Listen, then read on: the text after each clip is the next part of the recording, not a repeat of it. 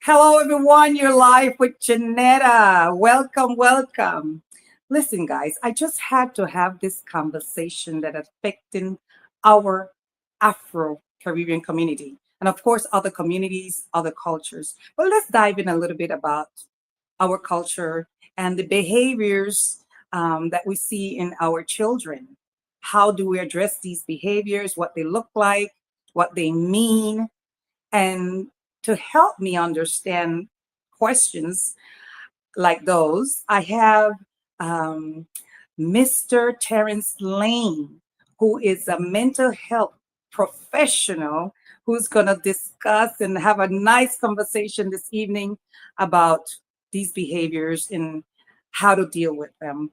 So um, let's welcome to the stage Mr. Terrence Lane. Welcome, welcome.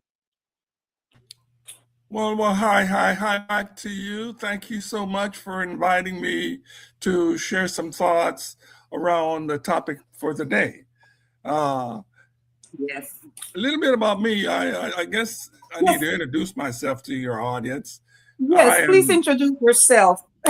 yes, yeah, I'd be glad to do that. I have a lot of friends in Panama because that's where I was born.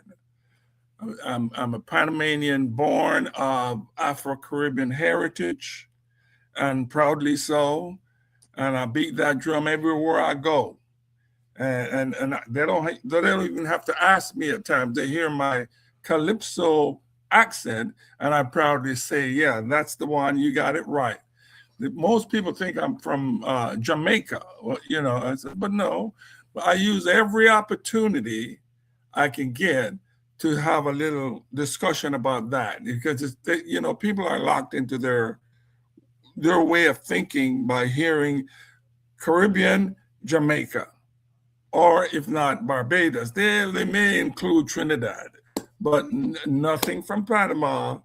And I'm glad to broaden that view of who we are and who I am and how I define myself. So thank you so much for Yes, inviting me I to be. really I'm happy that you said yes to this um, wonderful conversation that we are going to have because, you know, we're losing our children to, first of all, the educational system in some places, right? It's Yes, set up to not to really help the children or the students. It's set up in a way of this uh, this dumbing down, as they put it, right? The dumbing down of the students. In other words, they go to school, but they're not really learning, and they're not yes, really motivating the children to want to learn. And as yes, we're going to talk about these behaviors that are greatly affecting their their focus, their concentration on their studies. And so you are a you have experience in special education and hmm, family support services, including alcohol and substance addictions. So you have seen parents where, parents and children where they have those type of, let's say, um, situations that holding them back from yes. completely getting learning. Sure. The well, I should say on the get-go that while today we're going to be talking about the single topic of uh, attention deficit hyperactivity disorder, right? Right. Uh, but but but that's not the only thing that we're going to be focusing on today. Right. But Before we get into that, let me do the intro. yes, This is a one man shop, as you can know, as you could tell. sure. So let me do the intro, and then for the audience to know exactly what we're going to be touching upon and what we're going to briefly, because as you said, it's so much to talk about. But let Yes, me just put that out there so they could get ready to dive in and ask you questions that going to be appearing on the screen here if we can see them. But yes, so let me do that intro. So well, join the let conversation. me ask you to put in there that I'm retired, so I don't want Retired, yes, I, I don't want retired. But people to think that I'm actively misrepresenting myself, right? right. So I'm retired and love it being retired anyway. But I also enjoyed when I worked in the field. I was actually a registered licensed professional counselor.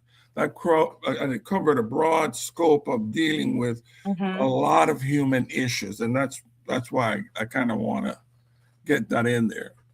Yes, very important, very important. But we never retired, right? You see, I'm asking Never, you all these questions, so we never completely retired. So yeah. let's do that intro so they could know what we're about to talk, what we're going to talk about. So the first part of this lovely conversation this evening.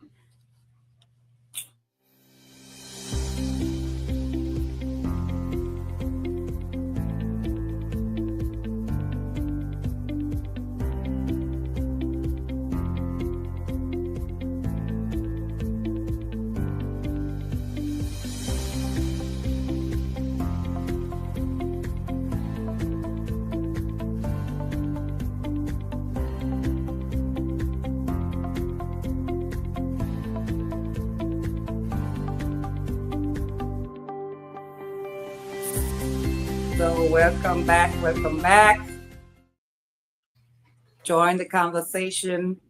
We have Mr. Terrence Lane, retired mental health professional, who's going to Yes. be at least trying to, in the short time that we have some important conversations that we need to um, have more of.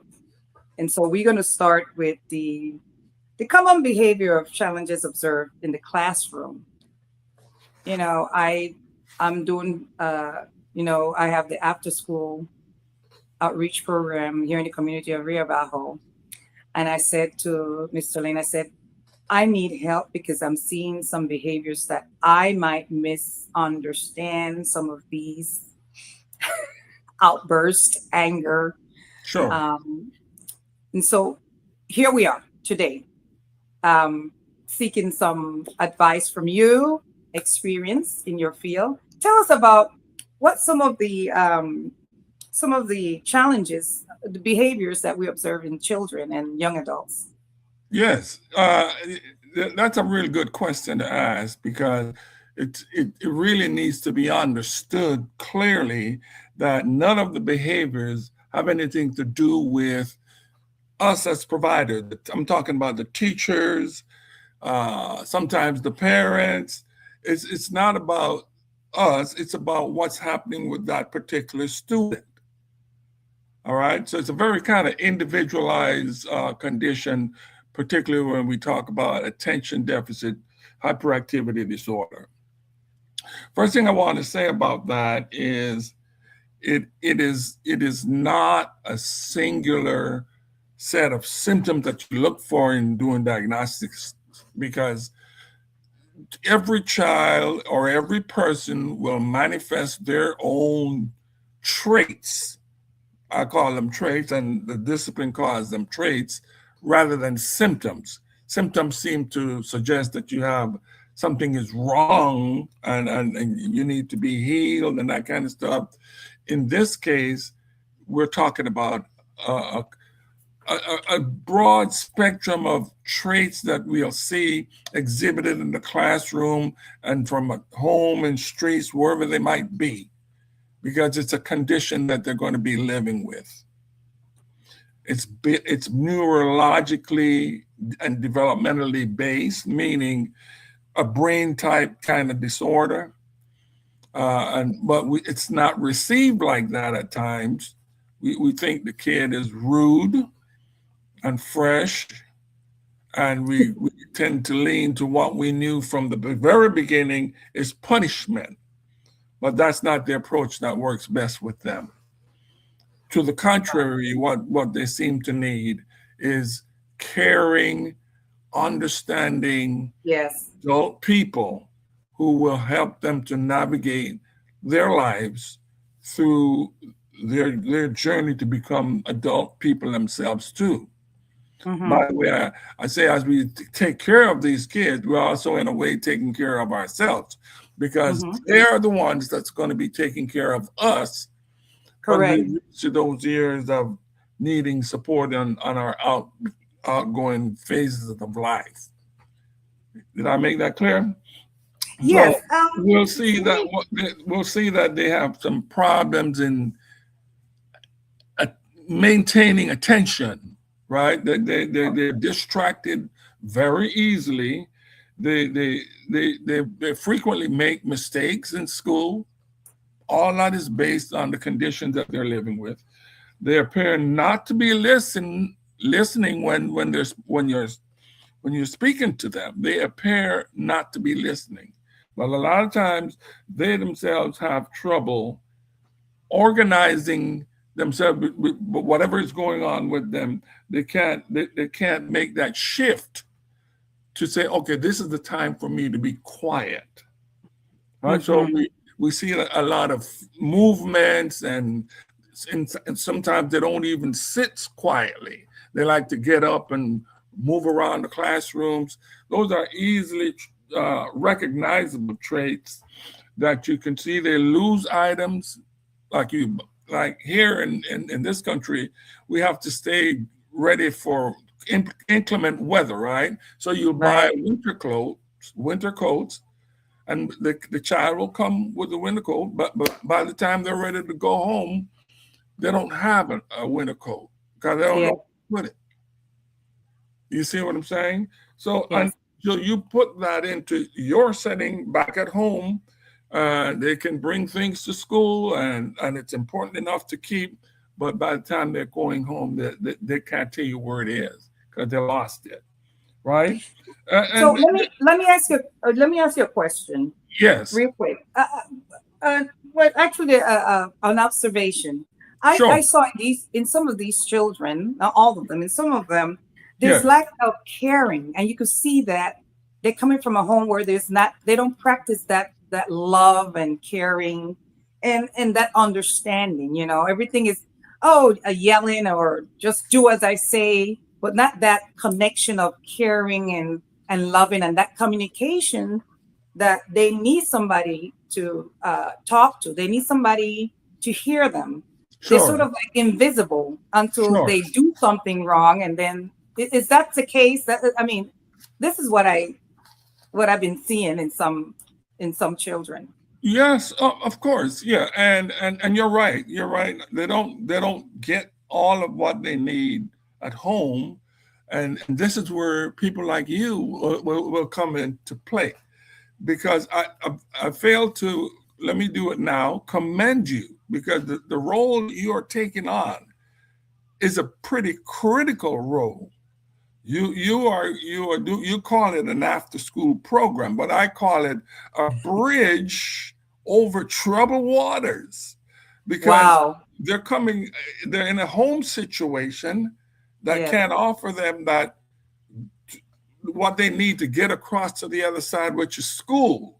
By the time they get to school, they're kind of things from that's allowed or exhibited in the house, and they want to manifest those in the classroom without any training and not in any awareness, and then they get penalized at school for that. If the school does not have a policy of positive relationships behavioral practices, that's what we need to do.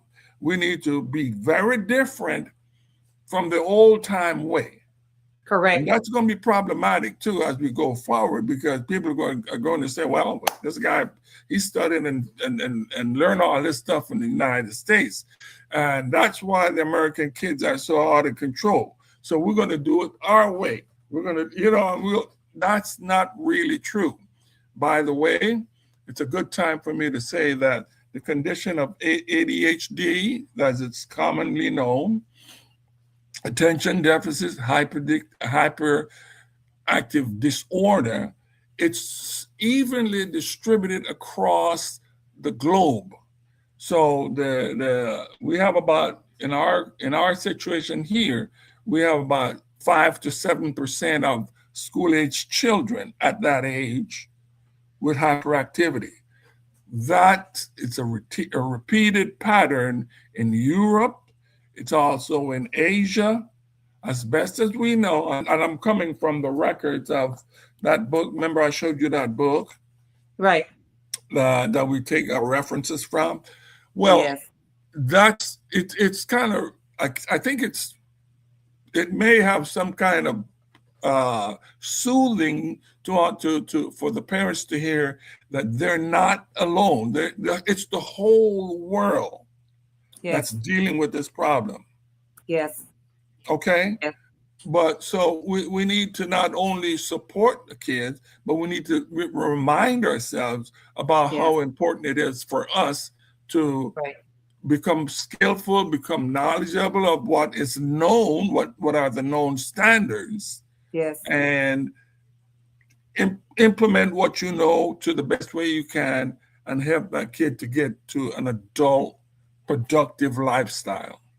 Sometimes Yes. they don't always make it, you know. But Yes. what else am I needing to say? Terrence, I wanna thank you for the compliments and for acknowledging that what I'm doing, and Yeah, I appreciate that very much. And as I said, it started something simple, something part of my. I'm doing property management, and I'm doing administration work and translation, and this is part of giving back to the community that I am working in, that I live and work in. And sure. as you know, each corporations, they tend to do giving back, type of giving back to the community. I don't know where this is going to go, but I know something good, something is needed. I'm feeling a hole, I'm feeling an empty space in Yes, this area. I know a lot of people are doing their part, but in this area that I'm living in, I'm trying to be, not only take away from the community and complain, but I want to be a positive influence. If I whenever I have the time, I do that. um what is going on right now in the schools are also problematic when we're talking about our identity. Why do we need a certificate to show that we're Afro-Caribbean? I mean, these are issues that also affect their behavior, why they can't concentrate, because now they're thinking about, okay, I am different, I'm less than, I am not sure. accepted, I'm not part of this group. So I want to come back and continue the conversation about this subject, and then go into the other topic. But let's take a break and Sure. come back. All right. So Yeah.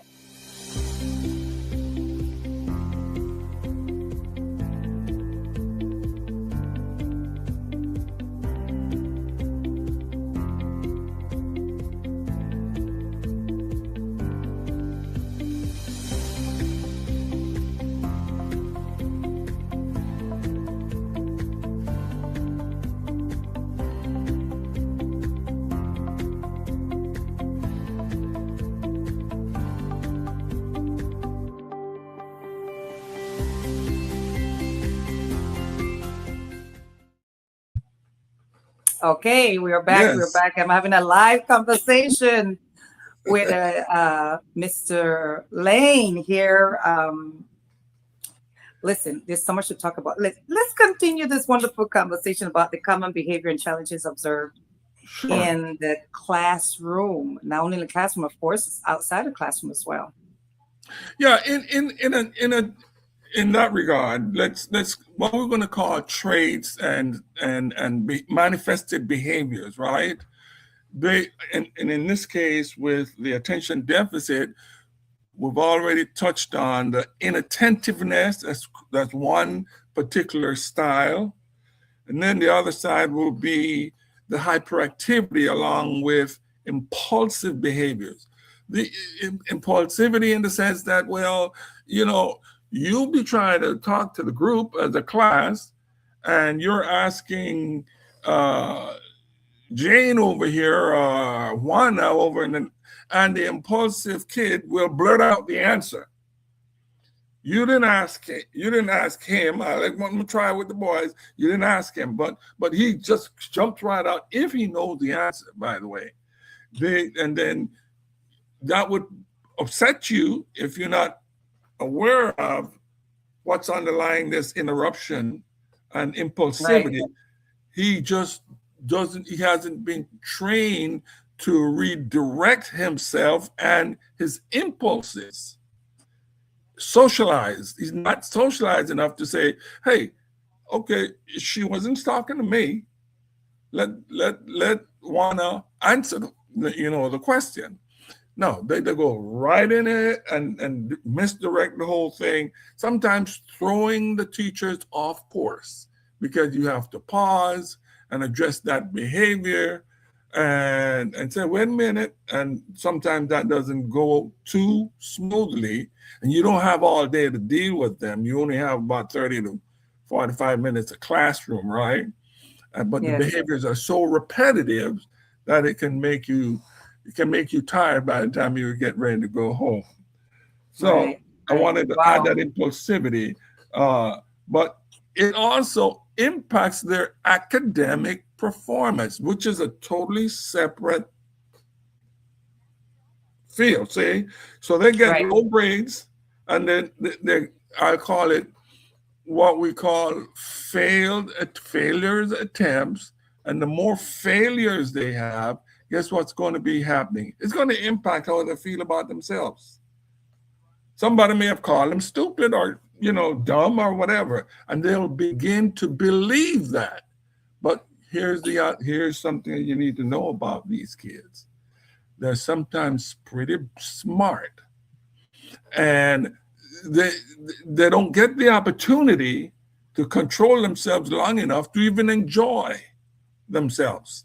So the attention problems does have nothing to do with their intelligence. That's kind of like, it sounds crazy, right? No, it really is true. By our current understanding, maybe the more we go into the future, we're going to learn a little bit more about what the real deal is with all these hyperactive behaviors and so on. Right now, we don't have a set of data in our banks in the field to say it's Right. because of this, and the other. What we do have is it tends to repeat the manifestations through the genetic pathway, but genes are not the cause. Yes. You mentioned earlier the traits. What are some traits, especially um, let's focus a little about Afro-Caribbean, Panamanian. Listen, growing up, your mom is like, do as I say. You can't talk. You just be silent. You know, Yes, in a way, it does have an effect on developmental, growth. When sure. the child cannot interfere and speak intelligently or speak at their level with an adult because this is an Yes, adult conversation. correct. Um, and so certain things I believe that are hindering the Hmm. children, that are really damaging their development, because one thing is implementing discipline, but to what extent? That is my question. To what extent, if Well, allowed, or we should be aware of, in order not to uh, have the child kind of like in this bubble, or in this in this square, so to speak, in this box where they don't think outside the box. Can you share some of those Well, um, if you see the from the child parents, acting by the way? disrupting behavior, let's say they're pretty disruptive in class, we'll tend to either suspend them or put them in timeout for a long period of time. They're losing academic hours and instructions anyway, right? Hmm. So, but what, they need to be they can be separated, but they need somebody who would be coaching them to say, look, we're not punishing you. We just want to be able to let you hear and others hear. You have to be gentle enough and controlling yourself enough that will allow you to stay in the classroom. and you make a quick bargain there. You ask them, can we try it again? Take you back to the classroom, but you're going to need to have to calm down. And if you can't calm down, what we'll do, we'll try to separate you a little bit, get you right back in there as quickly as you're calm. Because the point is, they're seeing your intervention as being punitive, and you're being punished when you put them in a corner or you send them down to the office and they get scolded and they get put in these rooms by themselves. That makes them what? More angry. And in fact, I say more angry, they're already struggling with the condition that they're living with, and they can't explain it to anybody. All they can do is act it out. That's why we kind of hear them use the term acting out behaviors, right? So the people, and I want to say the professionals, and in this case, you're in that role as a professional. Exactly. Dealing with these kids, you have to be seen as a caring, consistently caring, and supportive. Consistent. That's the key word here. Right. So I don't know if I'm answering your question the way you're wanting to hear it. No. Well, the discipline is in the classroom as well as outside the classroom. So as a leader, or as a mother, or as a teacher, we need to know these techniques and what we're looking at and how to deal with it. Sure. How to deal with them, with these behaviors. I already mentioned that it's not an IQ problem. It's not it's not a problem that belongs in the set of low mental functioning. Mm-hmm. To the contrary, a lot of them are really high functional in IQ scores and stuff, but they're so taken up with some or what we'll call concurrent disorders that goes along with being attention deficit disorder. They are anxious and or depressed at the same time, but they can't tell you that, because they don't even know what it is. All they know is they're feeling either down, real down, or really angry that they could break windows and do all the things that we see as bad behaviors, because they cannot verbalize, they cannot articulate to you or me what is the problem. So wow. So this needs to be explained not only to the student, but to the parents themselves. They need to know that. They need to be equipped with the understanding that says, oh my God, I'm punishing my child when I ought to be doing something differently. Yes. That's the point that I'm trying to make, right? They also, at times, you would hear them, they would have struggles with academic work, right? Because they're falling more and more and more behind. And then when it gets to measuring their mental capacity, their scores are low, and it has been done sufficiently enough that they're now carrying a learning disability. Wow. See, that's a learning disability is not an intentional, but they're connected. See, because that kid is not going to learn how to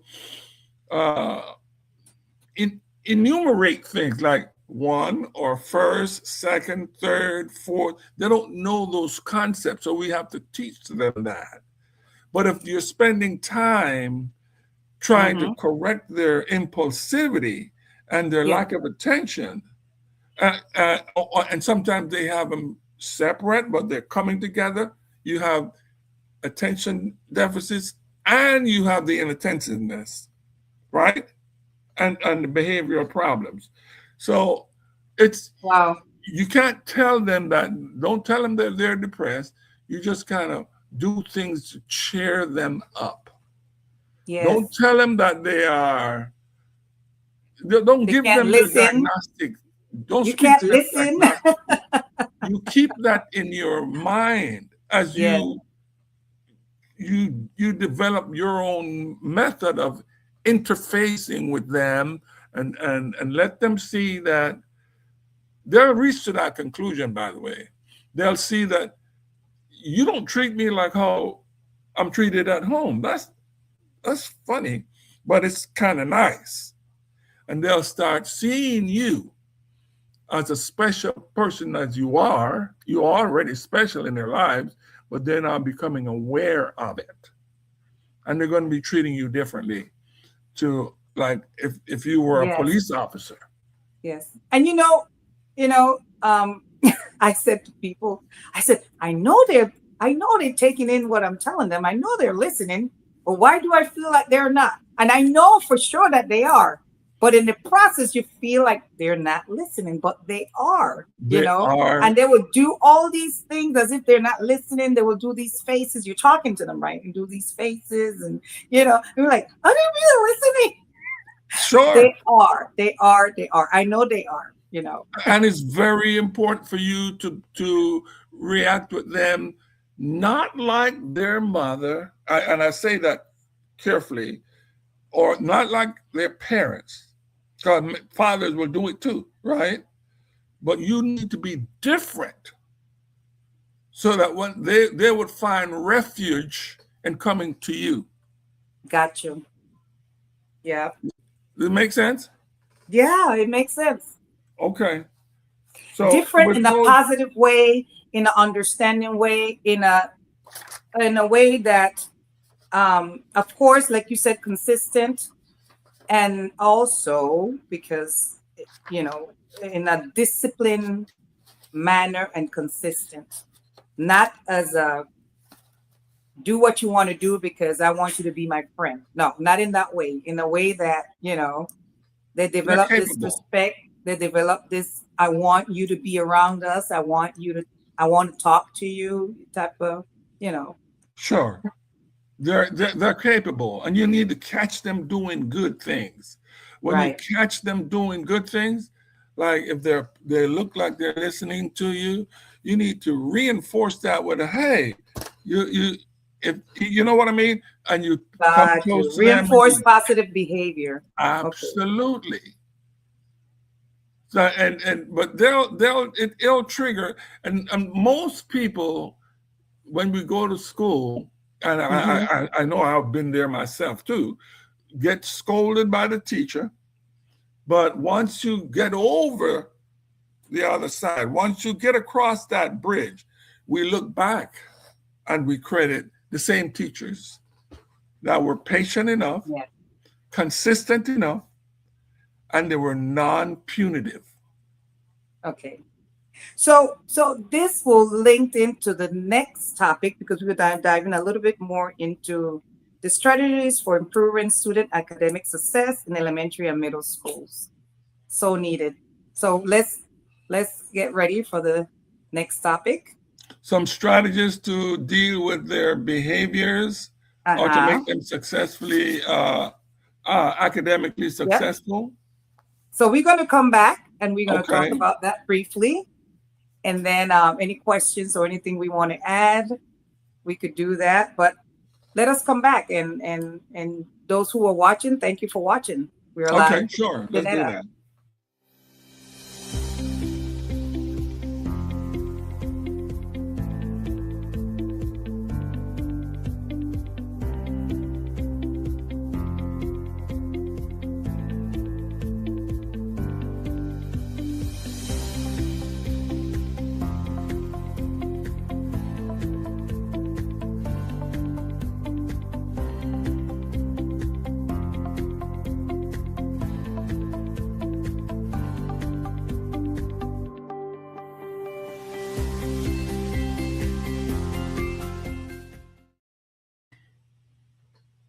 Okay, we're back.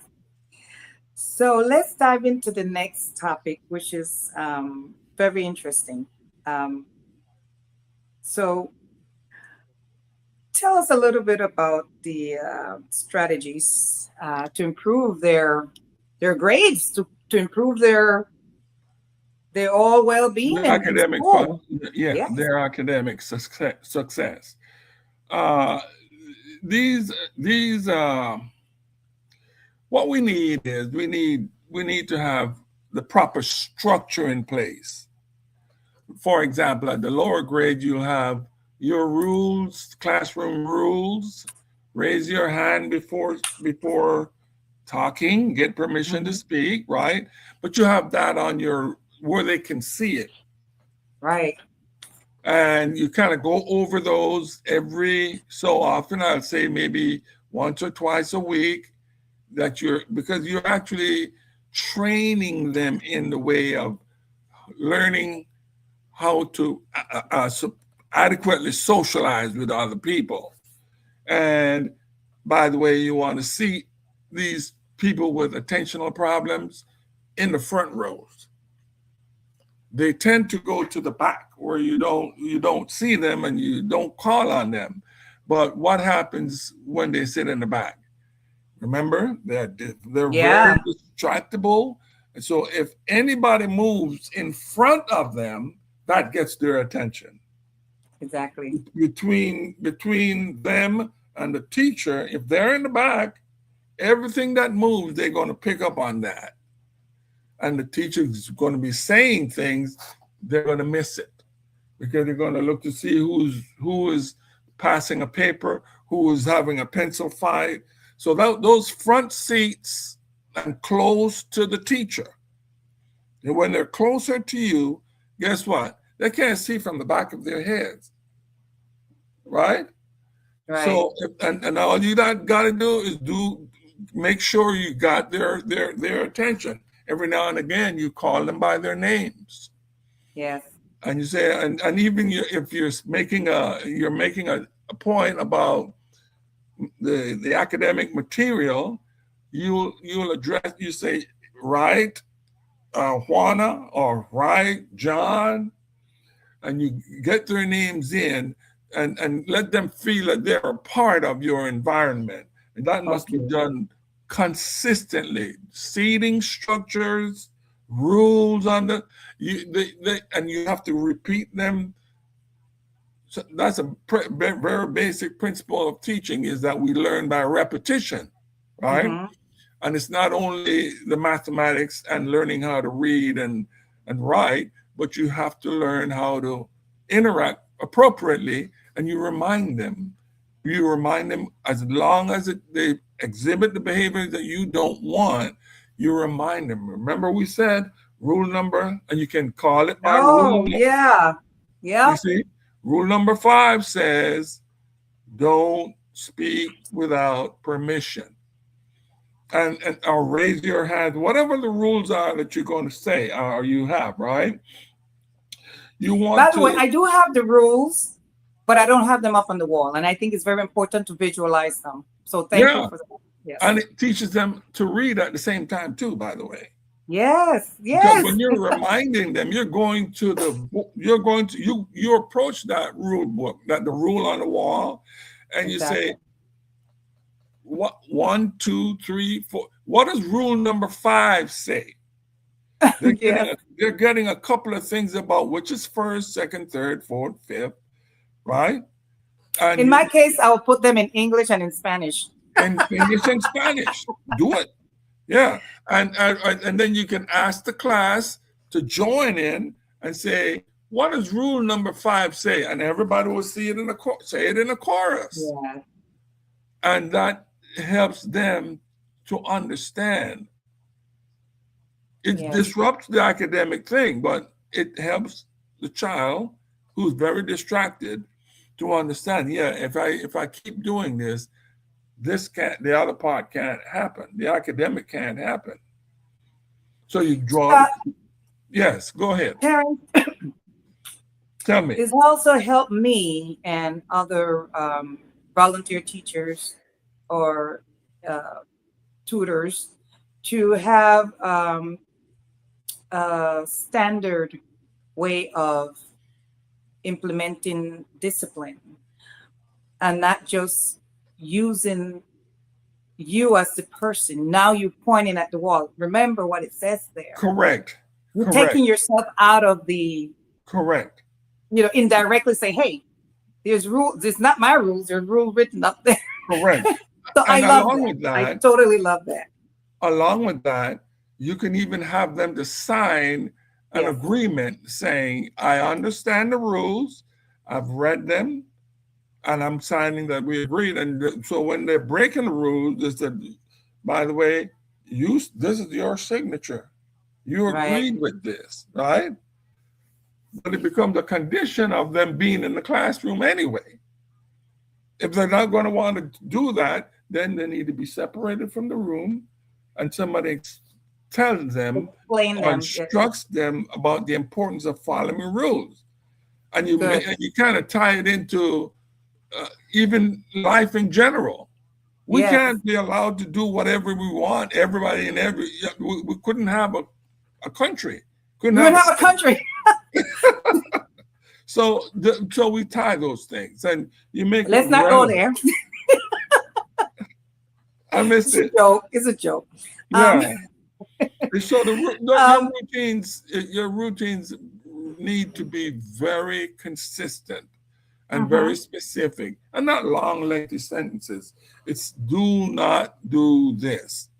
Do rule number one, and at the elementary level, certainly it's going to be written according to their level of reading and understanding. Yes. If you're building reading skills, you don't want very long sentences. You just Sure. get them up there and go over them periodically every time. Let me see what is allowed time. If they have work to accomplish, let's say they're in the upper elementary school, like Right. 4th and 5th grade, and they have the condition attention deficit disorder. You say, okay, if you didn't finish, you take these home, practice, or you come back after school, and I'll help you to get the rest of the work done. But we can't. The point is, you can't slow down the clock, and we can't hold back the whole class because they're not getting it. But you have to still have a way of. You have to have an alternative for them to get the academic material anyway. And if they can't get it in the house, they need to come back after school. Exactly. And by the way, we talked about the bridge over troubled waters. These parts need to come together. What parts am I talking about? You are the bridge. You have the parents at home, and you have a teacher in the school system somewhere. And in this case, it could be an assistant. An assistant director of the school. They need to see that you are in touch with that system. So they're not going to play cards around, that you don't know what's happening in the school but they need to see a contact that you would have with somebody from the faculty. Right. And that you need to just walk by them or go visit their classroom and say hi and give them a special shout. If you're not in that class and you shout them, that's going to be a feather in their cap. Because your friends are going to say, oh, and you're showing them how important they are enough that and you're speaking to their self-esteem and all that at the same time. Wow. It may seem like you're doing a school visit, you're not there just to get to know who the principal is. But and that visit can be very short. Stick your head in the classroom. Where is he? He's over there. Oh, okay. Hi. And you're gone. You'll see him after school. I really strongly believe that is so important. It's crucial. Go down to school. The parents, it could be me, it could be the parent, to go along and just pass me and say, oh, I'm just making sure you're okay. Because that's right. That will also make them think twice to do anything that they should not be doing. Correct. will also help the teachers. Correct. And it lets them know that you are in touch with them even when he's not aware of it. Oh, yes. You Yes. see? So it's a win-win for everyone. everybody. But the focus is on the children development, and so they don't fall behind, Correct. and so they can know that someone is out there looking after them. No, we're going to, and you're right. And it is not just limited to all these principles of classroom situation. That don't forget that it's very important for them to have good health. And you need to find out from the mothers, does this child have a health condition that you may need to know about? Or that encourage that parent to let the people in the school know that this is a medical problem that would cause them to, be acting out one way or the other. And it's not every time that they so-called misbehave, is that they're doing that to make people upset. That's part of their life burden, to be carrying this condition and being look like everything is normal, but when they within themselves know something is not with me. Right. But they can't articulate that. Usually we evaluate children by whether they have one parent or what their background, and whether or not they're allergic to foods or they have any medical condition. But that's crucial. I seldomly look at their emotional state. Yeah. You understand? And I see that if something happens, if another one pushes another one, and to the extent where they blow up and they just want to like kill somebody, that's like, whoa, something is wrong here, Sure. And my child has been living with anger for a long time, and they're just sometimes just pushing or touching somebody when they walk by is enough to go to get them off, so to speak. Right. But it's not that kid. It is the conditions that they're living in. And so that's why I'm saying it's important for the parents to get to understand these things. And maybe at some weekend, at some time when they're off, they need to come over and have that setting with you and the other providers that they deal with. I don't know how many kids in the neighborhoods that we're talking about have access to medical doctors before it's too late. Yeah. Meaning they may have other medical problems that we don't know about. Yes. But not having a screening until it's too late in the process of that medical condition, it's too late. Yes. Yes. But if you Yes, go ahead. Yeah, I totally agree with what you're saying. So we're going to take a break and come back, and then just wrap up what we've been saying and some tips for those of you who are watching me right now. I know some of you will watch this video later, and I hope it serves you for you to be aware of these some of the challenges that we face with our children in our communities. So we'll be right back. Let's take a break and continue the conversation after this short. Sure. Okay. Message.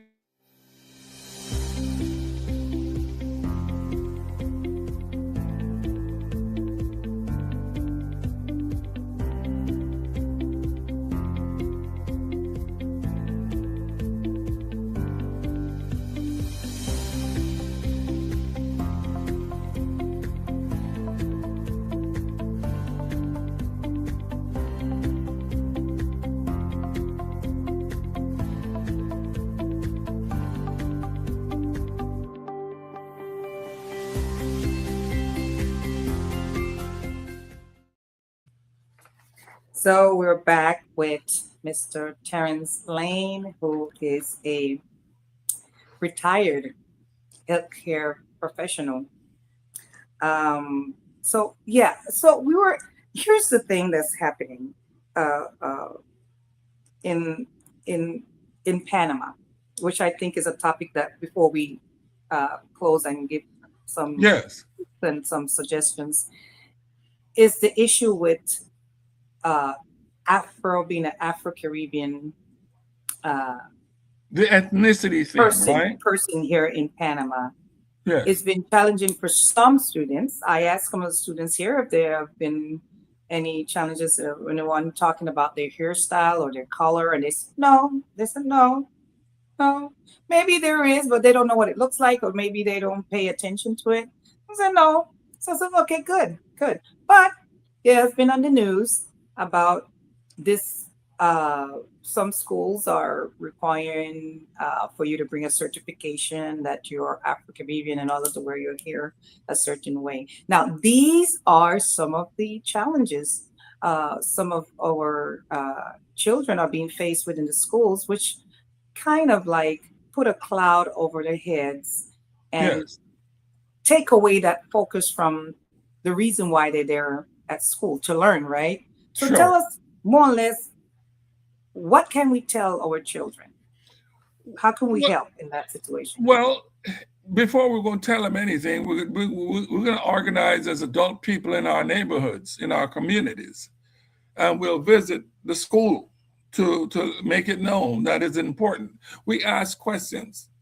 By the way, do we have any indigenous people in this group, in this classroom?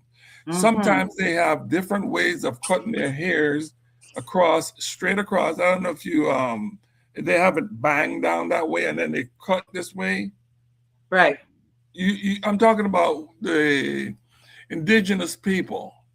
Oh, Some, they have the Guaymis, the Punas. yeah, they cut their hairs in with a mark Yes, around the forehead, right? yes. And they leave, yeah, that's a style. And sometimes they wear headbands. Yes, To, now, is, is that allowed in the classroom? Yes. Nobody complains about that, right? Let's go. Let's take it another way. I don't know. I haven't seen a Jewish kid in school, in the school setting, but sometimes they do wear these hats on their heads, and yes. they And have the little things to the side. different Yeah. things to decide.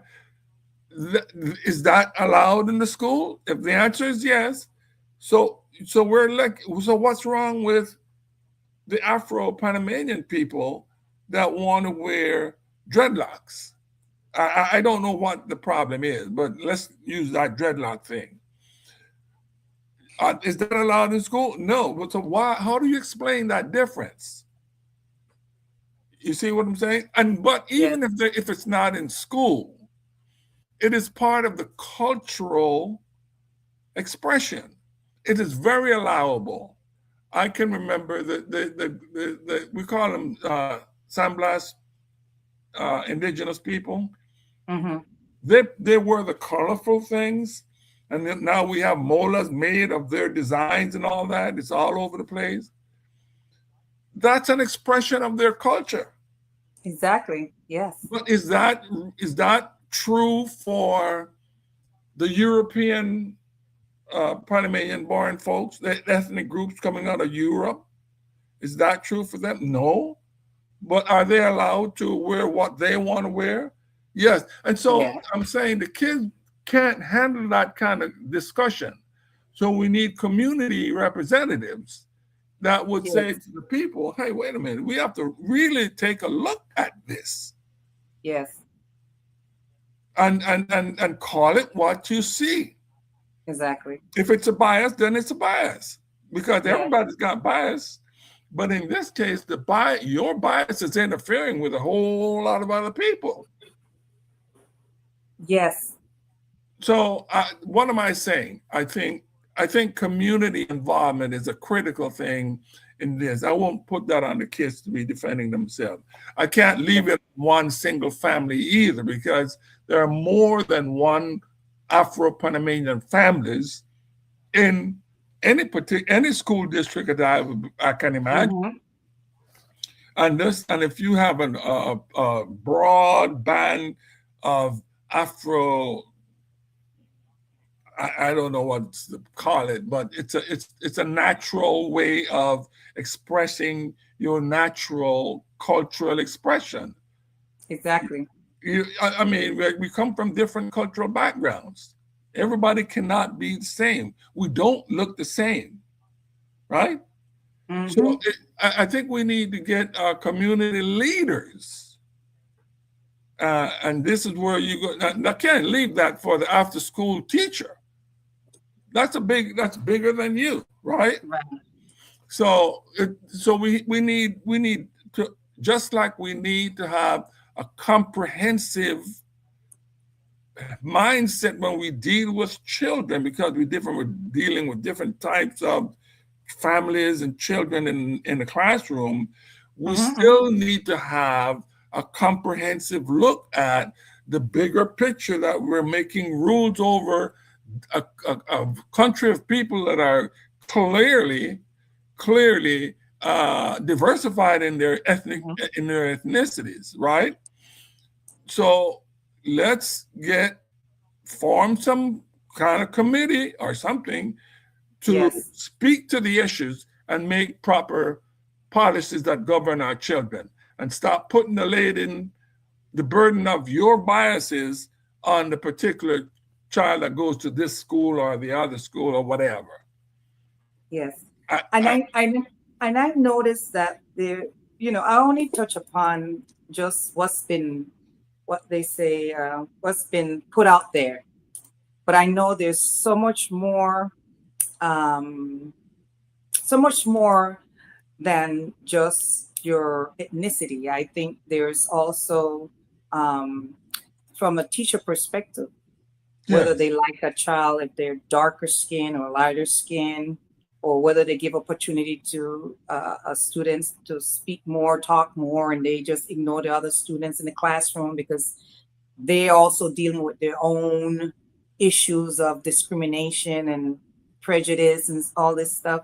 So I think there's more going on with the student in the classroom that they cannot explain what's happening to them. And the only absolutely. way we could find that out is by, like you said, um, having these conversations with them, small little conversation. How was school today?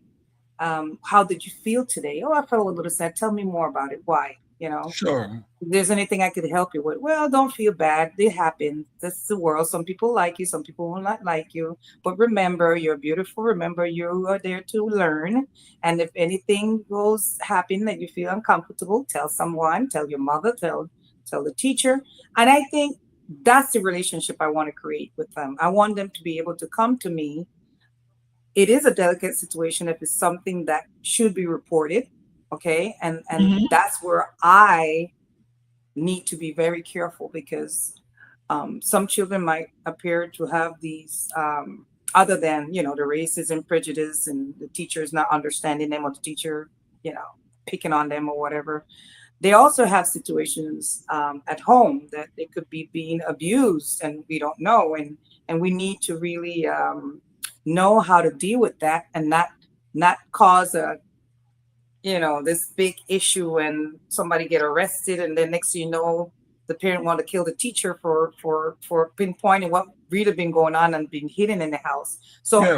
I Yes. those are delicate situations. And when you approach a child and they're crying and they're constantly sad, and you say, in my situation, because I don't have a team of like working for a school, so to speak. And so Yes. I'll approach them and ask them, what happened. Oh, well, my mother's beating up on my dad, or my dad is beating up on my mom. And Sure. you're like, wow, oh my God, Sure. what do I do?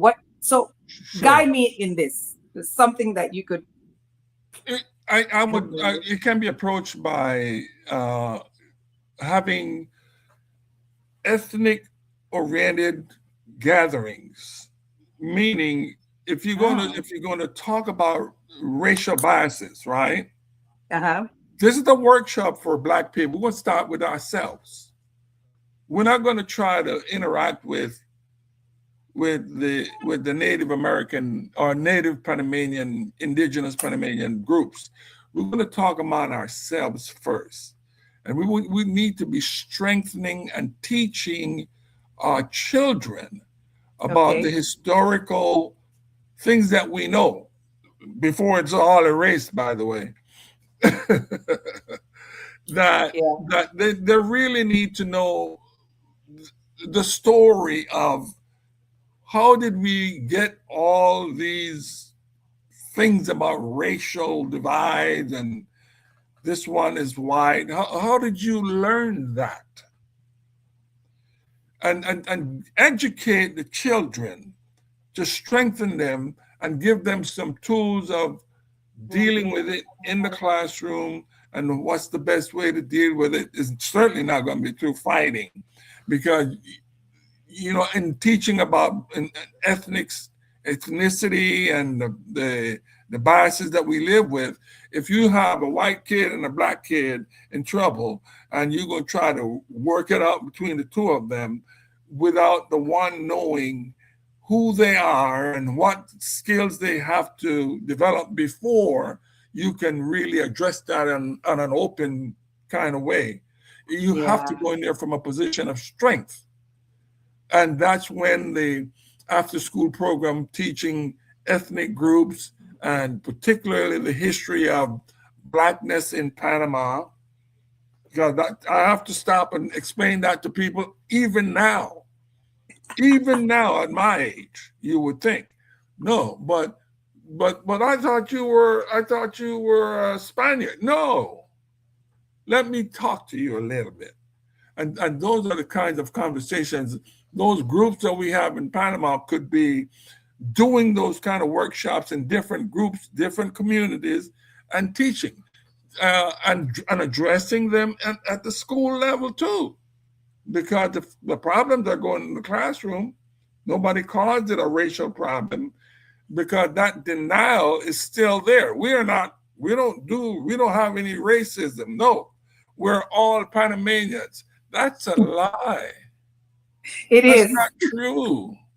I'm so happy that you pointed that out. It's very important for us to know that no, And then you there's teach different. what does ethnicity mean? You teach what nationality means. You teach the term culture, Wow. and Yes.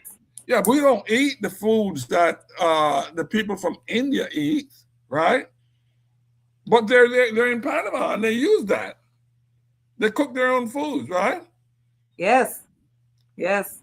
So, but it's an opportunity, is all I'm saying, Yeah. and it's important enough that it ought to be a part of the curriculum Yes. that we teach at some level, so maybe at It the college should be level. part of the curriculum. It should be part of the curriculum. It needs to be because you have a diversity. You Yeah. cannot pretend that your only identity is by the nation to which you belong. You can't Exactly. say, you're a Costa Rican. That's It's a little bit more Yes. than that, right? Yes. Yes. So, but I hope we have some people that represent the civic groups in the community would reach out and start saying, yeah, we can build a platform around this and include this as part of what we're doing to help the Yes. students to grasp and understand the diversity of human experiences by Hmm. ethnic groups, by cultural foods and practices that we have. We've got to do that. To pretend Yes. that it's enough to say we're Panamanians and that we all speak Spanish, Yes. that's not even touching the problem. Exactly. Well, luckily here I have pictures. This is my there. They come in, they see people that look like them. Very Yes. important for them to see that. They also every week I try to talk to them a little bit about the different images they see on the wall. Uga Wood. Mm-hmm. We also have Cyril McSween. We have Stokely Carmichael. We have Shirley Chisholm. We Sure. have all these people that are connected to Panama some way or the other. Mm-hmm. And Marcus Garvey, Sure. uh, Mr. and Mrs. Clark, the psychologist who did the experiment with the black doll and the white doll and Yes. posed the question to the children, Mm-hmm. who is the good one and who is the bad one? And it's not a Right. surprise. Correct. So these I ran this test with the children. I just asked them. It wasn't even a test that I planned. It wasn't even something secretive. It's just I just said, who's the good what who's the white doll or the black doll? Who's the bad person here? The Yes. black doll, el negro. And I'm like, okay, like why? No, no, Yeah. no, no, el blanco. I said, no se sabe. You don't know. You got to Yes. know the person. Get to Sure. know the person. There's bad and good in all races. And so I start seeing that I need to get more and more involved in this. And like you said, like I know, and you know, Rome was not built in a day, Sure. Sure. and I you cannot understand. stretch yourself too thin. But I'm here and present. I'm hearing that there's a need. I'm hearing it's speaking to me, the vibe, the energy is speaking to me, Janetta, you need to do something. You're Sure. right where you have to be, and there's a space here that needs to be filled, and you can do it, and it's not going to cost you anything.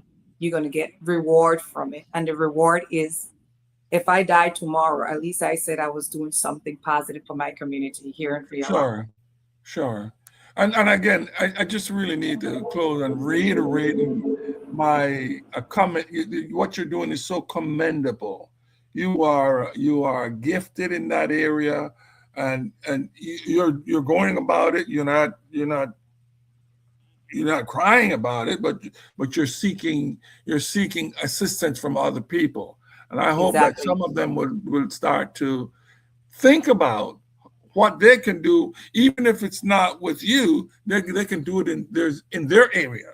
They have other Exactly. areas out there somewhere that everybody's got. They can put. I feel Sure. privileged to because I've been more than happy to work with people in Panama, but for chasing this life down, I never got around to it. This is an opportunity for me to at least put some things out in the stratosphere, in the atmosphere. Somebody might pick up on it and say, yeah, I'll try this over here.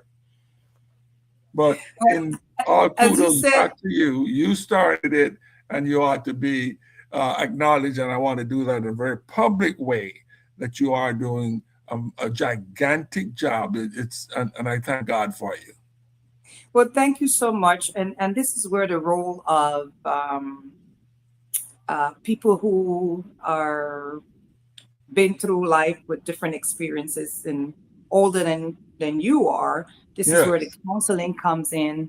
This is what used to happen to me, and I see it from different perspectives, so I could give you advice. And this is absolutely. where we have to pass on now the Hmm. role to the younger generation in their 30s, in their 20s or 30s. They have to we have to prepare them to be responsible to take over. It's not Correct. just your generation did what they were supposed to do. Your generation was the generation with Martin Luther King, the generation of uh, uh, all these people that died Sure. to make sure that we have a better future. So Hmm. my generation now is to do the same in our little. All of us have a responsibility. Not only me. I'm not saying that I'm the only Absolutely. one should take this burden. I'm quite sure there's a lot of people doing a lot of things in their way, in their what they set out to do with their goals. Hmm. But but I had a chief that said to me, and every time I get older, I keep thinking about the depth of what he said. And he said, Uh-huh. every generation has to purchase freedom. And he was so right. He was Yep. so right. He couldn't Correct. be, I mean, that is that is so true. And I'm doing my part, but as we get older, our minds are not as sharp, we're not as quick, so therefore we have to leave it Right. to the young adults in their 20s, in their 30s. They need to take over. They need to say, okay, I'm going to take over with the help of counselors like yourself, like my mom, like people who've been there. They know the history in Panama. They know the history of blacks in the United States, how much they work 2 jobs, 3 jobs to have what they have. Correct. They learn to the discipline that it required to get what they have, the savings, they, save for a rainy day type of, all these techniques that they use to survive and have what they have today. It wasn't easy. It wasn't easy. It cannot be easy. And as by the way, as you say, it wasn't easy. And we're talking about the ethnicity and blackness. That's part of my concern too and passion. Anywhere you go, the black experience is so similar. It doesn't change. What's going on in Panama doesn't change when you get across the Shanghai and go to Costa Rica. It doesn't change. It doesn't change the higher you get and you go to Guatemala and all these other places. It's the same problem. And we need to be able to say that to our kids. And, we need to say, hey, this is the world you are coming into. It's very diverse. But we don't know how to explain it fully yet, but in some kind of way, it turns out that if you're black, this is what's waiting for you. Yes. And you can't run to another country and say, I'm going to get out here and it's not going to be there. No. Yeah. So I know there's more to talk, and I remember you saying, and I am going to hold you to it. Sure, I'll be glad to help. This is part number 2. And as it relates to the children and their development things, we can get back with that. There's a whole lot more about even the one attention deficit disorder, but we can talk about more things as we go along, and as you see things developing, we can make a reel out of that. Is that a reel you're doing or a video? Or I'm not sure what you're doing. But get it on tape and get it out to the people. Yes, I will do that. And I'm looking here to see, some comments here. And because of my phone, the way I have it, hold on one second, please. I'm just going to put I'm going to put you on I'm going to put you solo first for me. Sure, yeah, go ahead. That's good.